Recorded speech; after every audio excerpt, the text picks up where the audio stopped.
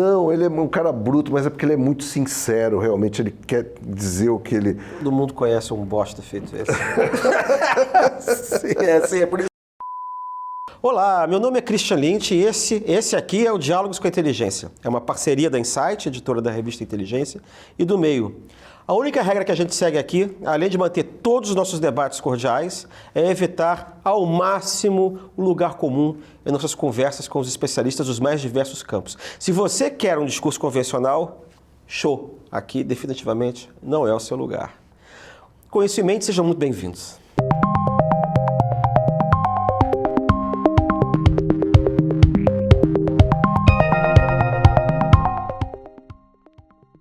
Nosso convidado de hoje é João Ferres Júnior, professor associado de Ciência Política do Instituto de Estudos Sociais e Políticos da UERJ, o melhor programa de ciência política do Brasil, ou da América Latina, pronto. Ele coordena o Laboratório de Estudos de Mídia e Esfera Pública, no qual se encontra o projeto Manchetômetro. O João também tem centenas de publicações nas áreas de estudos de mídia, análise, teorias políticas, políticas públicas e relações raciais. João Ferres é, indubitavelmente, um dos maiores cientistas políticos do Brasil. E hoje ele vai passar por esses temas para conversar com a gente sobre democracia, instituições e polarização política no Brasil. Bem-vindo, João. Obrigado, Christian. É um prazer estar aqui. Uma pequena correção no meu currículo. Eu sou professor titular faz 2 anos. Ih, caramba. Associado sou eu ainda, porque não faço o diabo do memorial de titularidade. O resto está tudo correto. É isso. Então, peraí, vamos resumindo aqui, tomando de volta. O assunto que traz o meu amigo João aqui é falar de polarização. A gente não consegue avançar 30 segundos de conversa no Brasil sem falar do problema da polarização. Polarização. Então, falar de polarização virou um lugar comum no Brasil, né? Talvez no mundo. Agora, a gente fica pensando, na verdade, qual é o conceito de polarização e se é um fenômeno realmente atual ou, né, se tem base em estruturas calcificadas da sociedade brasileira. Isso virou uma espécie de um lugar comum, né? Que é a polarização afetiva. O que é isso, João? Então, eu acho que é, acima de tudo, uma moda, né? Um modismo.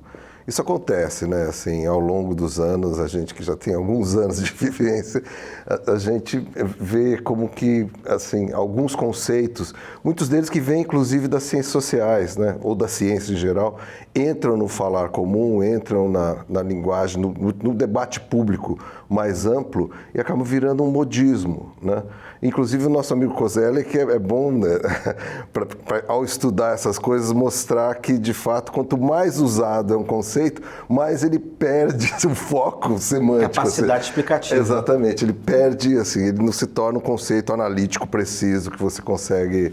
Eu acho que aqui no Brasil, assim, um pouco seguindo uma tendência mundial, começou a se falar de polarização, mas muitas vezes não fica muito claro polarização de quê, né? O que está sendo polarizado, né? E as pessoas assumem que isso é um fait accompli que a gente só pode discutir a partir daí, né? Eu tenho feito trabalhos, na verdade, que colocam em dúvida essa ideia monolítica de polarização. Inclusive, aqui a gente chega, assim, alguns autores chegam a afirmar que existe uma calcificação, ou seja, que não só a polarização existe, mas como ela está se tornando algo quase inamovível, uma coisa muito difícil de transformar. Meus estudos mostram que as coisas não são bem desse jeito, eu acho, no caso brasileiro. Além do mais, eu acho que quando você olha para a literatura acadêmica, né, a literatura acadêmica raramente fala de polarização no geral, né? Então, ou polarização política, e mesmo quando você fala de polarização política, ao estudar a polarização política, ela pode se refletir, ser vista de várias maneiras, né? Pode ser uma polarização política que se reflete no posicionamento dos eleitores, né? Que a gente chamaria da demanda, a gente chama de ciência política de demanda, né? Pode ser uma polarização do sistema político, da oferta, ou seja, os partidos se rearranjando. Eu acho que no Brasil houve um rearranjo partidário inequívoco, né? E houve alguns movimentos de opinião pública, ou seja, tanto na demanda, que é a opinião pública, quanto na oferta. Oferta por quê? Né? Porque os políticos oferecem opções para representar a demanda, que são cidadãos eleitores que vão lá votar. Então, eu acho que houve mudanças. É inegável que nos últimos anos, né, como sempre, as coisas têm um constante, né, sem ser muito heraclitiano, mas essas coisas estão em constante movimento. Houve mudanças, mas eu acho que essa caracterização de polarização em geral acaba sendo uma maneira empobrecida de descrever as coisas. Né? Quando você vai estudar, aí tem outros tipos de estudo de polarização. Por exemplo, tem gente que estuda polarização nas redes sociais, nos debates, então que as pessoas estão cada vez mais utilizando de ferramentas discursivas, que ao invés de buscar, por exemplo, o entendimento mútuo, o consenso, isso é um modelo deliberativo clássico habermasiano, elas estão buscando, na verdade, causar efeitos, agredir, chamar atenção. Tá entendendo? O foco não é em produzir, de fato, um diálogo, né? Que significa que o logos passa por, né? Não que é entre duas pessoas, mas assim, mas sim produzir efeitos que são efeitos, na verdade, que são corrosivos para a própria constituição de uma esfera pública saudável, que vá influenciar a tomada de decisão e tudo mais. Então, a polarização é estudada de várias maneiras, mundo afora, né? Aí as pessoas acabam falando na linguagem comum, quando se apropria, acabam falando até polarização social. Alguns autores dizem que há uma polarização social, ainda que eu acho que isso é muito mal definido. Pois em primeiro lugar, assim, existe política sem polarização? Essa é a primeira pergunta. E a segunda, respondida a essa, o que as pessoas estão querendo dizer quando elas dizem que o Brasil está, do ponto de vista político e social, vivendo uma polarização? Porque quando elas estão querendo dizer isso, elas estão querendo dizer que a gente está vivendo uma situação meio que inédita. Então parece que existiriam dois planos. Assim, existe uma polarização que seria normal da política, mas que nós estaríamos supostamente vivendo uma polarização anormal, acirrada.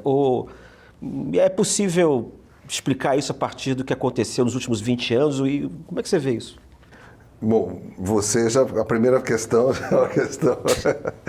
Eu sei que você que é um cara muito inteligente, muito lido, sabe? Que não existe política sem polarização. Pois é, eu estou aqui me fingindo que não sei nada do assunto. Como aquele escritor alemão, filósofo alemão Carl Schmitt e jurista também, com muita propriedade escreveu, ou seja, a política em si, a ideia do político, que ele chamava de político, né, é baseada na contraposição entre duas vertentes, duas identidades, dois projetos ou mais, né? Mas, assim, então essa tensão é uma tensão que sempre existe na política. Na verdade, politizar uma coisa é criar lados nela, não é verdade? Se você olhar, as pessoas falam hoje em dia, não, a questão do gênero está politizada. O que quer dizer que a questão de gênero está politizada? Quer dizer que ela se tornou objeto de um debate entre partes que têm versões... É disputada. Disputada, exato. Disputas. Então, isso faz parte vamos dizer, da essência da política, né? Essa natureza da polarização.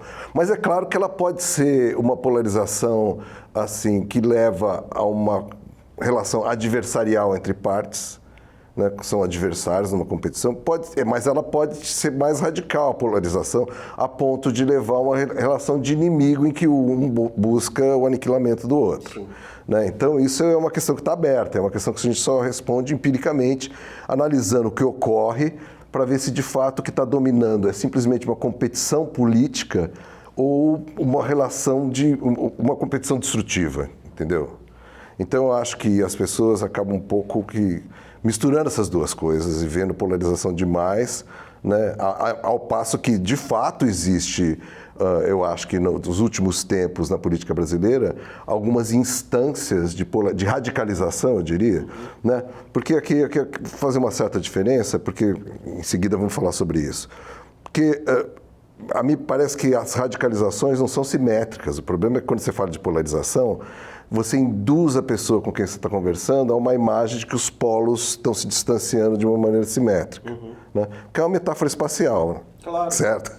Então, e me parece que existe, na verdade, no Brasil, e tem trabalhos que mostram isso, e meus trabalhos também apontam para isso, uma radicalização que ocorre à direita, não à esquerda do espectro ideológico. Acho que pode ser até o contrário, que existe quase que uma desradicalização crescente do campo da esquerda. A esquerda nunca teve menos tão pouco radical. Né? Mas, assim, de alguma maneira, eu acho que assim, a oposição política da esquerda no poder, pelo menos que é o PT, que é a grande parte da esquerda brasileira, né? O agente mais importante, o ator mais importante, ele está nessa posição de centro-esquerda desde 2002, mais ou menos, né? Ou seja, Sim. Então, fazendo essa mediação, inclusive com vistas à governabilidade, eu acho que isso é uma coisa importante para a democracia, né? Mas as modificações que houve no Brasil, eu acho que ocorreram mormente à direita do espectro, né? E foi uma deflação que a gente chamaria de direita tradicional, que vai da centro-direita até dos partidos, das forças políticas, e o surgimento de uma extrema-direita no Brasil, que não havia. Isso realmente é uma novidade, uma inovação, na verdade, no nosso sistema. Não havia direita batendo no peito. Não havia. A direita orgulhosa. Era anátema dizer que era de direita. De se reconhecer como tal, e muito menos extrema-direita. Muito menos extrema-direita, exatamente. Eu acho que, assim, e essa coisa, assim, o surgimento dessa extrema-direita com a vitória do Bolsonaro em 2018, né, ou até antes um pouco, né, mas dessa direita que aparece publicamente, que põe a cara, né, é uma coisa que realmente foi acompanhado, ou seja, está aí correlacionado com mudanças tanto no campo da oferta, ou seja, dos partidos, da organização dos políticos, dos partidos políticos, como um pouco da demanda, ainda que eu ache que a demanda de fato não mudou tanto assim. O que eu quero dizer com isso? Que os cidadãos brasileiros não estão tão diferentes do que eles eram em anos anteriores. Se você olhar os resultados de survey, o posicionamento dos cidadãos brasileiros, você vai ver que, no geral, eles são ligeiramente conservadores, são medianamente conservadores em relação a valores, né? Por exemplo, aborto, mas são ligeiramente progressistas, ou medianamente progressistas, diria, em relação à questão do Estado, participação do Estado na economia, né, na sociedade. Ou seja, eles a maioria da população brasileira é favorável a políticas sociais, né? Não é neoliberal, como muita gente pode imaginar. Sim. Não, hoje em dia o neoliberalismo varreu, todo mundo é neoliberal. Nem as pessoas que votam no Bolsonaro são majoritariamente neoliberais. Isso que é uma coisa interessante. Mas as pessoas que votam no Lula, muitas delas são conservadoras do ponto de vista de valores. Entendeu? Então, essa é a questão. Daí, quando você fala de polarização na demanda, ou seja, que de fato o povo, a sociedade está polarizada, né? Eu acho isso uma grande exageração, para usar uma expressão. Você acha que aconteceu o que, então? O que mudou foi a oferta? Quer dizer, o sujeito era de direita convicta, mas não tinha um partido que exprimisse isso? Ou não havia ambiente para exprimir isso? Cristian, eu costumo eu não estou falando o mediano, estou falando do pessoal que está mais para o lado mais indo para o extremo mesmo. Eu costumo fazer uma brincadeira que é a seguinte: eu conheço bolsonaristas desde que eu era pequenininho. Sei. Você entende? Assim, é claro que todo mundo, eu acho, conhece gente que, antes do Bolsonaro, tinha ideias muito parecidas, na verdade. Inclusive ideias antissistema, antidemocráticas, ideias de uma misoginia, homofobia radical, tal. Tudo isso que, vamos dizer, essas opções em relação a valores e políticas públicas que a gente associa ao bolsonarismo, né? Que, na verdade, não descreve todo o eleitorado do Bolsonaro, né? A gente pode falar sobre isso também. Né? Mas isso daí já havia na população brasileira. Né? O que eu acho que ocorreu é, na verdade, o Bolsonaro passou a representar. Eu acho assim, para fazer um quadro bastante sintético do que ocorreu uma grande desvalorização da representação política causada pela Lava Jato e pelo impeachment, esse processo, que induziu um enorme ceticismo na população em relação à representação política. Isso, junto com um conteúdo já conservador de parte, diferentemente conservadores, alguns radicais, militaristas, tal, que já existiam, outros conservadores medianos, tal, e o Bolsonaro surge como um candidato capaz de representar como outsider, ou seja, isso eu sei disso, entre outras coisas, porque a gente fez uma pesquisa em 2021, fizemos 27 grupos focais em 9 capitais brasileiras, com pessoas que tinham votado no Bolsonaro em 2018. Tanto pessoas que tinham votado e não tinham se arrependido, quanto pessoas que tinham votado e se arrependido. Todas elas, praticamente, assim, a gente deve ter participado da pesquisa em torno de quase 300 pessoas. Praticamente todas elas justificaram o voto do Bolsonaro em 2018 pela questão do outsider, do cara que vem para renovar a política. Então, isso estava muito presente nessa eleição, né? E eu acho que, junto a isso, ele trouxe essa agenda que vai desde o ultraconservadorismo até pessoas que são progressistas, mas não querem votar no PT, não votam no Lula, você entende? Você vê isso. Hoje em dia a gente tem um projeto que chama Monitor do Debate Público, né? A gente faz discussões com 5 grupos de pessoas, 5 grupos focais, eles funcionam continuamente no WhatsApp, pelo WhatsApp. E os grupos são orientados em relação à última eleição. Então, as pessoas que votaram no Bolsonaro no segundo turno e apoiaram o 8 de janeiro, que a gente chama de bolsonaristas convictos. Os que votaram no Bolsonaro, mas não apoiaram, a gente chama de bolsonaristas moderados. Os flutuantes, que não votaram nem Lula nem Bolsonaro ou não votaram. Lula descontente são gente que votou no Lula no segundo turno, mas não apoia o governo, não está contente com o governo. E os Lula, que a gente chama de lulistas, são pessoas que votaram e apoiam. E você vê isso claramente, assim, ele se comporta exatamente dessa maneira. Só uma parte, ou seja, é radicalizada desse jeito, partilha de ideias anticientíficas. Na verdade, o que ocorre é o seguinte, é muito menos do que definidos pelo conteúdo do que eles falam. Esse é um dos pontos meus, é o seguinte, eu gosto de defini-los pela maneira como eles mecanicamente replicam as versões e narrativas que o grupo do Bolsonaro produz em relação às coisas mais variadas, né? Qual seria o perfil do bolsonarista moderado, SIC? Assim, quer dizer, o perfil do bolsonarista ideal típico, né, a gente já sabe. Quer dizer, é reacionário, militarista, eventualmente neoliberal. No limite antidemocrata. É uma coalizão, não necessariamente tem uma...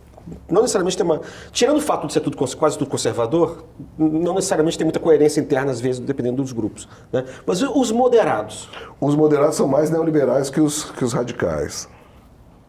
É esse pessoal que estava representado pelo Paulo Guedes, pelo Roberto Sim, Campos Neto? Esse pessoal, exatamente. É um pessoal... Eles recuaram no 8 de janeiro? Eu acho que houve uma boa parte desse pessoal que não aprovou o 8 de janeiro. Não aprova assassinato de juiz do Supremo Tribunal Federal. Puxa, isso que moderação. Que moderação. Mas são pessoas que eu diria que, assim, elas tendem quando você pega no conjunto, elas tendem a ser mais neoliberais que qualquer outro grupo. Uhum. E são pessoas que, se você espremer o que sobra de diferença, que eles são antipetistas. Sim. Você está entendendo? Como o PT é o partido que tem maior identificação popular, né, ele também induz a maior rejeição popular, né? E isso daí, esse grupo é assim. Então, às vezes partilham de ideias muito parecidas com o pessoal que está logo do outro lado, mas vota no PT. Só que eles não votam no PT. Então, quando você tem uma situação eleitoral na qual o centro está todo deprimido, só sobrou o Bolsonaro, né? Como estou pensando aqui em eleição presidencial, claro. Quando a gente vai para a eleição municipal, tá, é outra coisa, outro jogo. Né? Ou legislativo é outra coisa. Mas então, assim, eles acabam no segundo turno, votam para Bolsonaro. Ainda que nessa eleição de 2022, até mais que 2018, houve uma certa antecipação do segundo turno no primeiro, porque a quantidade de pessoas que votou no Bolsonaro no primeiro e no segundo, e no Lula também, é muito parecida, assim, aumentou muito pouco. Tá, então, deixa eu fazer uma pergunta que está meio fora dos quadros. Boa parte do eleitor que votou do Bolsonaro, nessa eleição agora municipal, votou em São Paulo no Pablo Marçal. E o Pablo Marçal tinha um perfil um pouco diferente, né, do Bolsonaro. Ou você acha que do ponto de vista ideológico, do conteúdo ideológico? Ali não aparece militarismo, não apareceu golpismo, tinha um discurso, o discurso religioso estava mais esmaecido ali, né? Tanto que o Silas Malafaia você fez aquele negócio. Tinha uma coisa mais de aposta, negócio de empreendedorismo, era uma coisa um pouco mais homogênea, não sei. Mas assim, será que isso apontaria? Pergunta mesmo, nunca tinha pensado nisso não. Será que isso aponta, na verdade, para uma espécie de um eleitorado que é antissistema, mas que não tem necessariamente uma ideologia a priori, entendeu? Que na verdade você herda os votos daquele sujeito pela postura que ele tem em relação ao sistema, independentemente da precisão do conteúdo ideológico? Esse é um elemento certamente muito forte. Os nossos grupos focais mostraram isso. Assim, uma adesão ao Pablo Marçal, em grande medida, e aí até ele era comparado ao Bolsonaro, como sendo, de novo, o outsider, é como se fosse o segundo Messias. Assim. O cara que veio de fora da política para renovar a política. E nesse sentido, assim, ele não tem um discurso propriamente autoritário, mas o discurso dele é tão anti-governo, anti-Estado, um certo tecnocratismo coach, que é muito parecido no fim das contas, você entende? Assim, é um certo desprezo pela política representativa. Então, e aí esse é o ponto que, independentemente das diferenças em relação ao Bolsonaro, esse seria o ponto comum que talvez revele mais sobre esse eleitorado. Aquilo que tem mais apelo para o eleitorado é um tipo de discurso de rejeição. Então, mas eu acho assim, sim. E houve uma mudança nos nossos grupos muito interessante, porque no começo, quando começou a campanha, o Pablo Marçal surgiu e tal, que começou a ganhar notoriedade, os bolsonaristas radicais se dividiram, porque parte deles não gostava do Pablo Marçal porque ele estava brigando com o Bolsonaro. Lembra que teve rusgas entre eles, os filhos e tudo mais. Os convictos ficaram animadíssimos. Por quê? É um cara ultra neoliberal, prometendo assim, anti-Estado e tal, que é bem a cara desse pessoal que eu estou chamando de moderado. Assim. Pois é, então esses embarcaram com alegria? Estavam embarcando. Esses que seriam moderados do bolsonarismo. Mas com o passar do tempo da campanha, mais para o final da campanha, virou um pouco isso. Os radicais começaram a apoiar o Pablo Marçal, exatamente por reconhecerem nele um radicalismo, assim, aquela coisa, né? Ofender as pessoas e tal. O Pablo Marçal tem uma performance, em certo sentido, parecida com a do Bolsonaro, que é disruptiva, né? Metralhar petralhada, ou você cocaína, essas coisas. A maneira como ele se comportava nos debates. Só que ele é mais profissional, né? Parece uma coisa mais moderna, mais técnica. Sim. Ele é um cara... Estou treinado para fazer isso. Me parece ser assim mais inteligente, talvez, que o Bolsonaro. Ainda que os dois sejam bem carismáticos, né? Estou dizendo isso porque fica claro, quando você fala com bolsonaristas e tal, que existe um elemento de carisma muito forte. Eles meio que falam do Bolsonaro como se conhecessem o cara pessoalmente, como se adivinhassem as intenções dele por trás. Eles falam, não, ele é um cara bruto, mas é porque ele é muito sincero, realmente ele quer dizer o que ele... Todo mundo conhece um bosta feito esse. Sim, é por isso que parece. Mas é impressionante essa coisa do carisma. E eu acho que o Pablo Marçal também é um cara carismático, ele consegue seduzir muita gente. Não é à toa que tem esse sucesso como coach. Não, mas eu entendo isso mais no Pablo Marçal do que no Bolsonaro. Eu tenho uma dificuldade particular, eu pessoalmente tenho uma dificuldade, eu consigo racionalizar e saber que o Bolsonaro, por exemplo, para essas pessoas representa uma figura paternal, abrutalhada, meio patriarcal, paternal, abrutalhada, das antigas, como se fosse um avô, eu acho que esse elemento é muito forte, ou um pai, que é porque, sei lá, a pessoa perdeu, e que ao mesmo tempo tem essa coisa abrutalhada, quer dizer, tosca, que parece com certas figuras da sociedade, entendeu? No interior, sobretudo, ou em algumas periferias, entendeu? Então, mas assim, quando você vê a maneira como eles falam do Bolsonaro, eu acho que menos que a figura paternal, o que sobressai mais é uma percepção de que ele é genuíno, de que ele é autêntico, de que ele diz o que pensa, coisa que os políticos não fazem. Então, vamos dizer, ele performativamente mostra que ele é o antipolítica, que ele é o cara outsider o tempo todo. Inclusive, ele não abre mão disso. Eu acho que isso ele é um cara que tem um certo tino. Ele nunca abre mão dessa coisa, ou seja, de estar o tempo todo provando que ele, ainda que esteja na política, ele age o tempo todo de uma maneira que é diferente do político. Não pensa nas palavras, não mede palavras, entendeu? Você concorda? Eu chamei isso de... essa coisa do golpismo dele, num texto que eu escrevi, de O Dilema do Parasita. Porque ele finge, na verdade... Ele vive de parasitar o hospedeiro, que é o sistema político. Mas ele vive às custas daquilo. Aí o negócio do golpe era assim, você vai matar o hospedeiro? Entendeu? Então, que é essa coisa de que ele é do sistema e finge que não é ao mesmo tempo, né? Essa é uma coisa interessante, né? Porque, inclusive, a literatura sobre populismo... Eu tenho um artigo, inclusive, questionando o emprego da palavra populismo para o Bolsonaro, particularmente na eleição de 2018. Não que não tenha nenhum elemento populista, pelo contrário, tem vários. Mas eu acho que não fecha a conta totalmente, assim. Né? Mas, assim, a literatura sobre populismo tem esse debate, né? Se o populismo, de fato, é um tipo de uma doença da democracia ou se ele é uma maneira de fazer política que não depende da democracia totalmente. E eu acho que, assim, o que você disse está mais alinhado com a primeira versão, na verdade, que o populismo seria um tipo, como parasita, né, ele depende de manter a democracia minimamente funcionando, certo? Agora, mas você vê, mas estava armando um golpe, ou seja, já tem... Depois que perdeu, né? Depois com medo do... Tem a palavra feia que eu não posso usar, mas das consequências de tudo aquilo que viria depois de tudo que ele fez no poder. É verdade, é verdade. Aliás, isso é uma coisa que acontece também com o Trump e com o Netanyahu, que são pessoas que cometem crimes e têm que ficar no poder para não serem punidas, né? Uma coisa bem chevorskiana isso. Eu não acho que o populismo... O problema que eu tinha com essa categoria era o seguinte, o ponto central era como é que você vai descrever a ideologia reacionária. O problema é que o reacionarismo sempre foi uma coisa minúscula, tradicionalmente. Que era uma coisa da alta cúpula da Igreja Católica, era uma coisa de pouquíssima gente. Aí o problema é o seguinte, como é que você vai descrever o reacionarismo popular?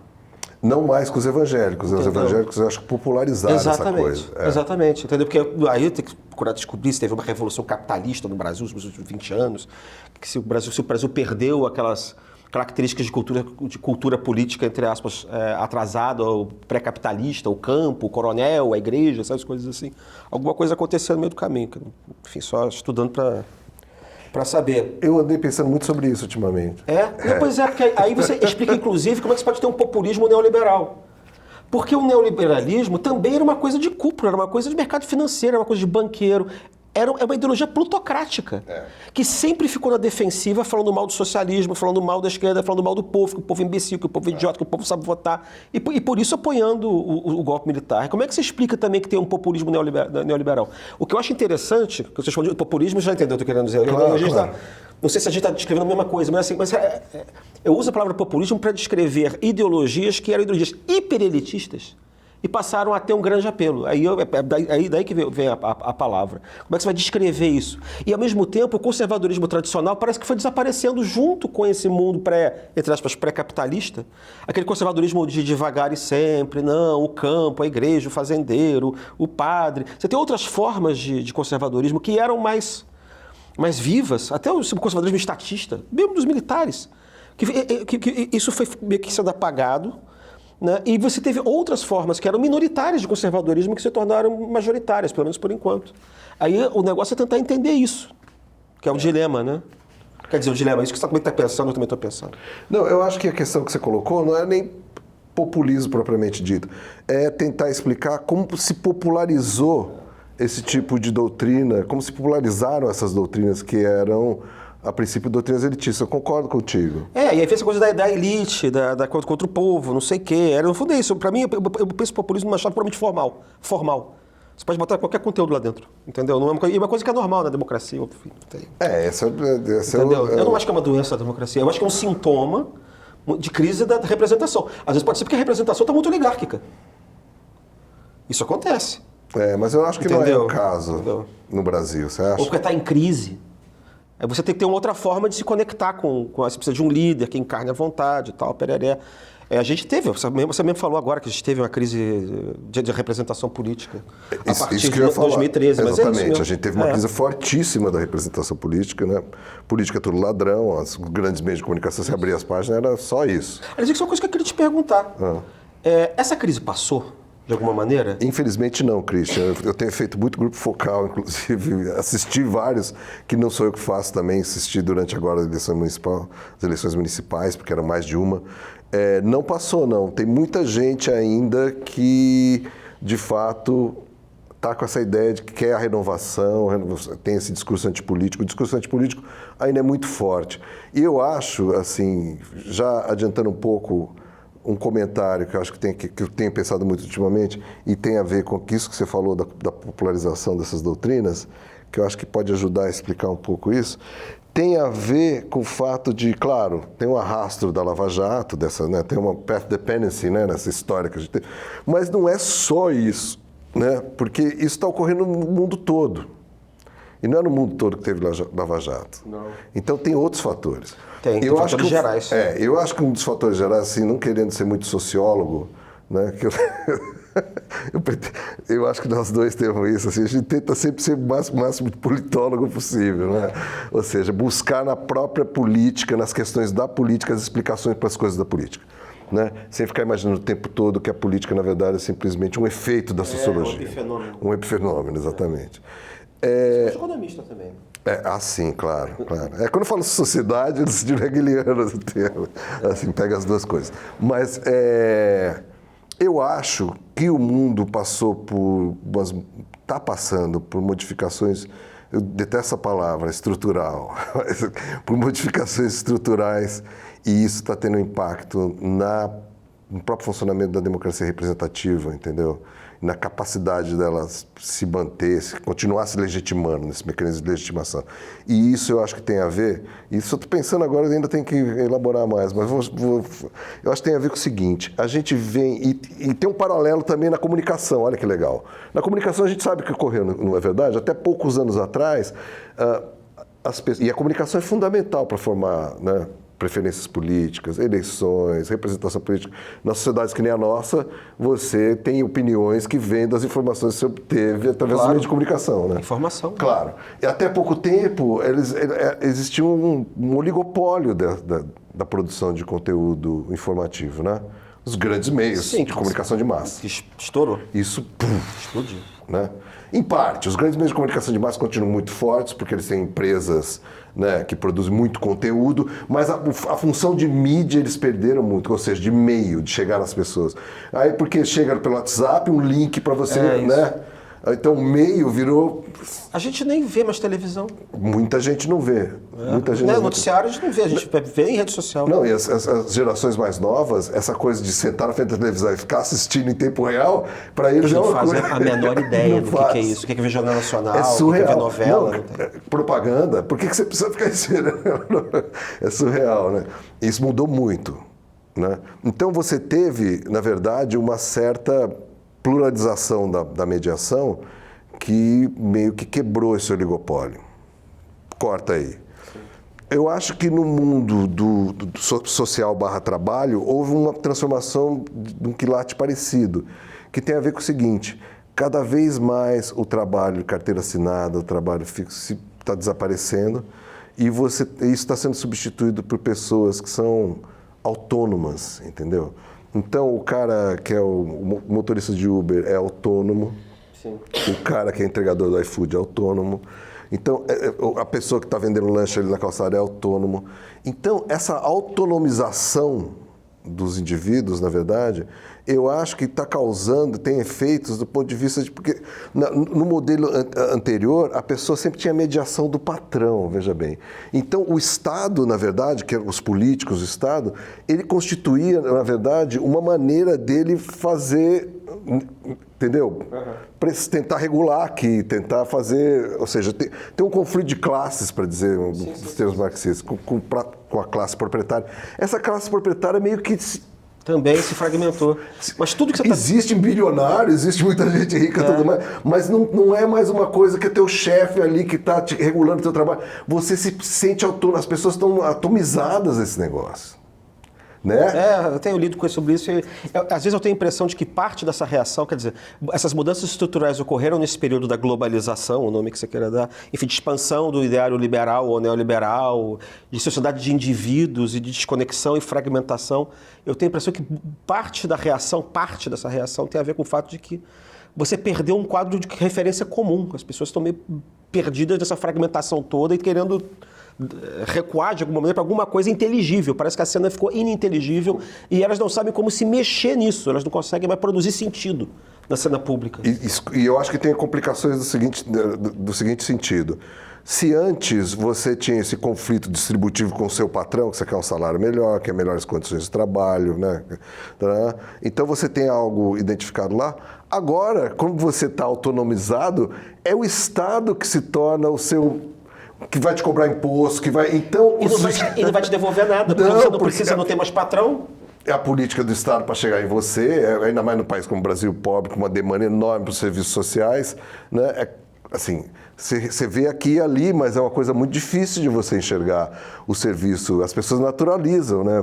Quantas pessoas eu converso na rua, pô, o Estado não serve para nada. Eu viro para ele, senhor, dá uma olhada, você está aqui uma calçada, tá? As pessoas estão te, assim, batendo em você, você está sofrendo violência o tempo todo. Se tudo isso é o Estado, a água que chega na sua casa, tá? As pessoas totalmente abstraem isso, elas de fato não... Isso apareceu muito na enchente lá do Rio Grande do Sul, nessas catástrofes, né? Em que você tem um pessoal todo que fica querendo dizer que o Estado atrapalha. Atrapalha, Eu participei de um programa uma vez numa rede dessas aí, de grande jornalismo, que gosta de ficar botando gente com opiniões diferentes. Sei, aquela... que é um pouco circo, né? Uma coisa meio circense. Bem circense. Não chega a ser o grande debate, não chega a ser um negócio do tipo... Nesse nível. Rinha de polarização, para usar a expressão. Né? Mas era assim, e o pessoal do outro lado era neoliberal. Fracos.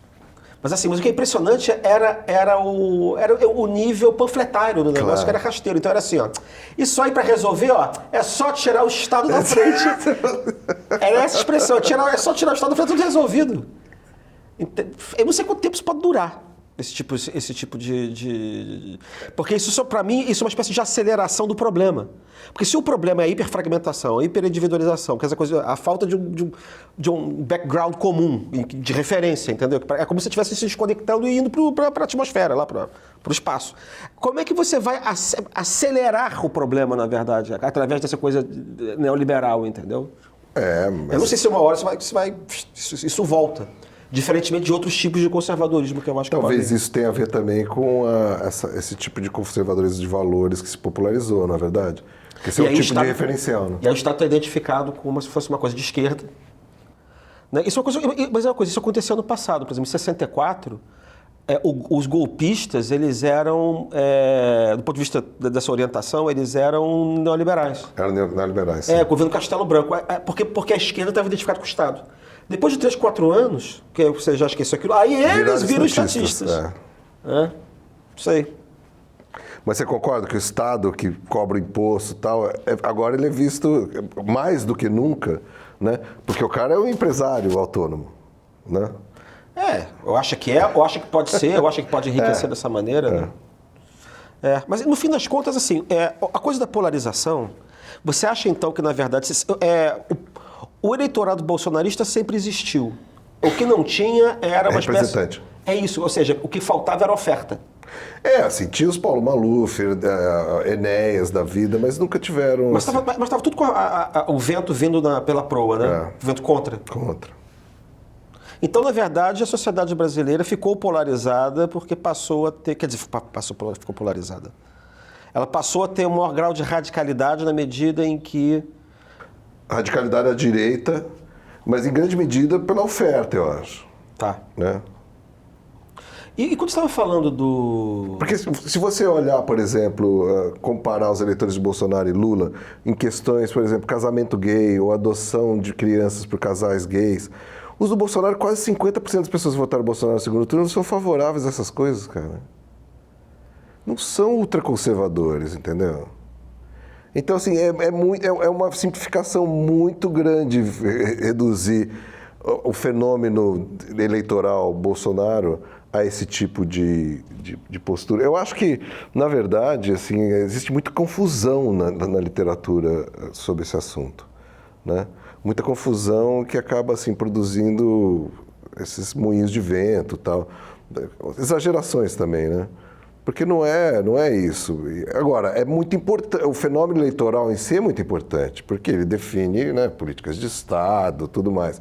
Então, o fato das pessoas terem votado no Bolsonaro, em 18 e 22, assim, é de máxima importância. Entender o que aconteceu é de máxima importância.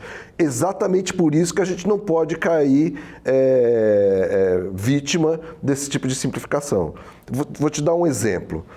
Na pesquisa, no survey que a gente faz anual, na Cara da Democracia, no INCT, né, tem 11, eu fiz isso para 11 perguntas. Tem 11 perguntas de orientação a valores e políticas públicas. Favor de cota, Bolsa Família, aborto, maioridade penal, armas, drogas, tal. O que eu fiz? Peguei as posições conservadoras, né? Que a gente imagina quais sejam, e as progressistas. Você isola os eleitores de Bolsonaro, que é quase metade da amostra, quase 1.000 pessoas, 890.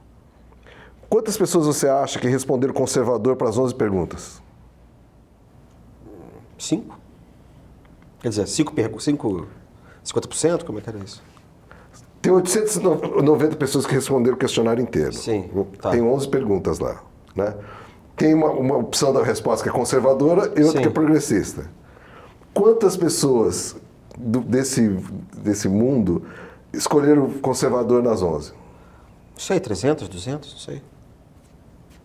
Uma. Uma? Todos os outros disseram que era progressista?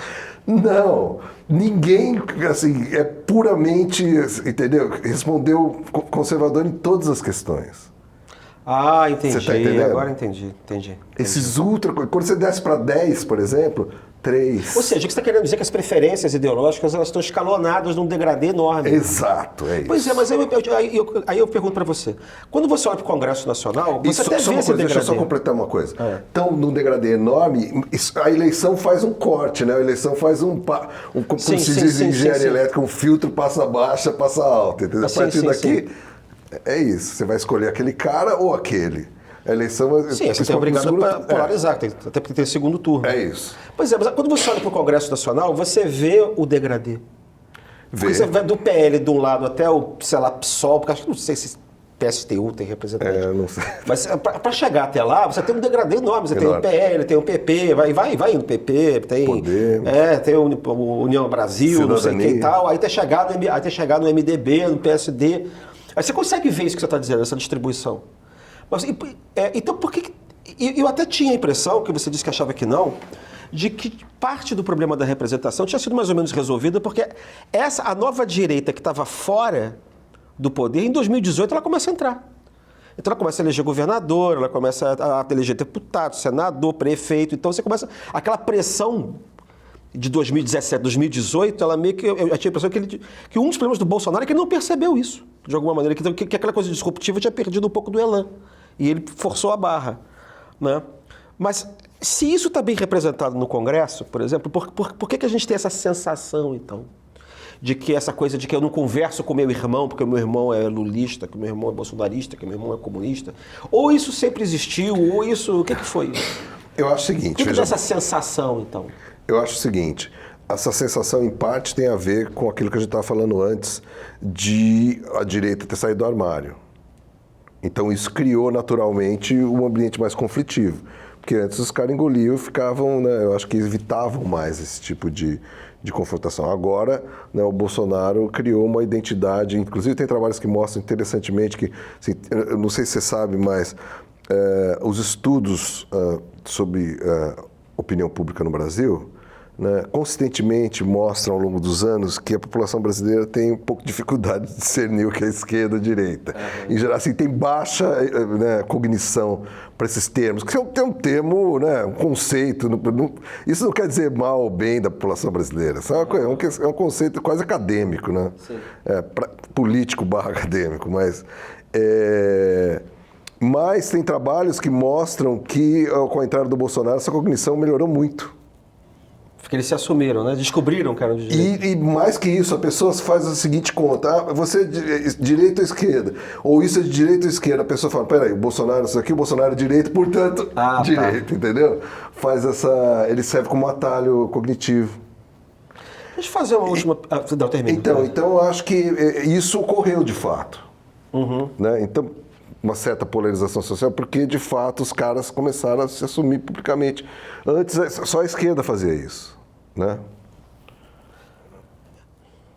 Acho que isso faz sentido. Mas então, na verdade, é a polarização feita pela radicalização, pela assunção da direita como tal e pela radicalização de um setor. Agora, deixa eu fazer uma outra pergunta para você, que pode, inclusive, a gente até pode tentar terminar com isso. Se a gente tem 25%, 30%, por aí, sei lá, da população que supostamente teria apoiado um golpe de Estado, que seriam esses extremistas, como é que a gente resolve a crise de uma representação quando você tem 25% do eleitorado que quer explodir o sistema liberal democrático? Olha, assim, você não precisa de maioria para explodir o sistema liberal democrático, sabe disso, né? Assim, não é uma questão plebiscitária. Em 64 eu acho que não tinha maioria que queria golpe. Então, assim, isso sempre houve uma porcentagem de gente que não está nem aí para o sistema. Se você olhar a abstenção nas eleições tem aumentado nos últimos tempos no Brasil. Isso é uma coisa um pouco preocupante. Mas, porque você fica entre o golpe e a abstenção, né? Porque o cara que a abstenção é um cara que não está nem aí, né? Porque se ocorrer o golpe, ele provavelmente não vai fazer nada. Isso. Então, podemos imaginar que além dos caras que ativamente gostariam que tivesse um golpe, tem os que também não estão muito aí se tem ou não tem. Mas eu acho que isso é um problema de todos os sistemas políticos. Hoje, né? E historicamente sempre houve, eu acho que assim, a representação política é uma ideia, assim, sem querer ser quase poético, filosófico, Hannah Pitkin, mas assim, tem esse paradoxo da representação, é uma coisa interessante, né? Porque o cara, ao afirmar se representando, ele está afirmando ao mesmo tempo a ausência do representado. Então, né, essa coisa sempre foi tenso. E sempre teve gente que não engoliu direito e não engole isso, porque existe muito descolamento, né? E a percepção se o descolamento é maior ou menor varia com o tempo. A gente está falando aqui, tentando elaborar, inclusive, alguns fatores que eu diria que são sociológicos ou mesmo econômicos, que parece que pode explicar por que hoje em dia a gente está percebendo um descolamento, que essa diferença, essa tensão está um pouco maior, não é verdade? Né? Mas eu acho que sempre houve, porque a democracia representativa é essa coisa, né? Assim... mas é que desde que a gente tinha consolidado a democracia, acho que isso não tinha acontecido. Aí fica a pergunta por que não tinha acontecido, porque supostamente assim, apareceu uma nova direita. Beleza, não tinha direita, né? Os únicos presidentes de direita que a gente tinha não tinham nem sido eleitos, né? Que era o Sarney e o Temer. E de repente aparece e aparece um pessoal que não se vê no sistema. Isso que eu acho curioso. Não se vê nessa Constituição, não se vê no regime. Você põe eles para dentro e ainda tem um pedaço que continua não se vendo. E o que fazer com eles é que é um problema. Tem que voltar para a toca de onde eles vieram, porque eles já existiam. Maravilha. João, foi ótimo você ter vindo aqui. Nem vi o tempo passando, nem contei o tempo. Foi um prazer enorme, foi uma das entrevistas mais prazerosas aqui. Mesmo? Obrigado. Não sei se porque a gente é próximo, porque a gente, enfim, criado... Já conversou muito. Já bebeu no mesmo leite, né? Então foi um prazer, enfim, grato por ter vindo aqui, pela sua contribuição. A conversa foi realmente excelente, brilhante contribuição para o nosso debate político-institucional. E o que eu faço com você? O que eu posso dizer é que para ler outras abordagens sobre esse tema, em seus diversos aspectos, você tem que conferir a inteligência no nosso site, acompanhar nossas redes sociais e, melhor ainda, assinar a revista. Ok? Nos vemos no próximo Diálogos. Até lá. Quer utilizar IA em posts e peças de marketing que fujam do convencional? Precisa fazer uma apresentação empolgante e é para ontem? Já utiliza IA no seu fluxo de trabalho, mas ainda tem dificuldade para atingir os seus objetivos todos? Olha, a gente está lançando a versão 2.0 do nosso curso que ensina a colocar a mão na massa na inteligência artificial. Você vai entender como funcionam os prompts, aprender a organizar informações para criar textos elaborados e apresentações impactantes e ainda criar imagens e vídeos super sofisticados. São 4 módulos, cada um dedicado a um aspecto da inteligência artificial e apresentado por quem utiliza IA em seu fluxo de trabalho já, agora, hoje. Siga o link na descrição do programa, se inscreva e aguarde a aula inaugural dia 12 de dezembro. Lembrando que assinantes premium do Meio têm 20% de desconto.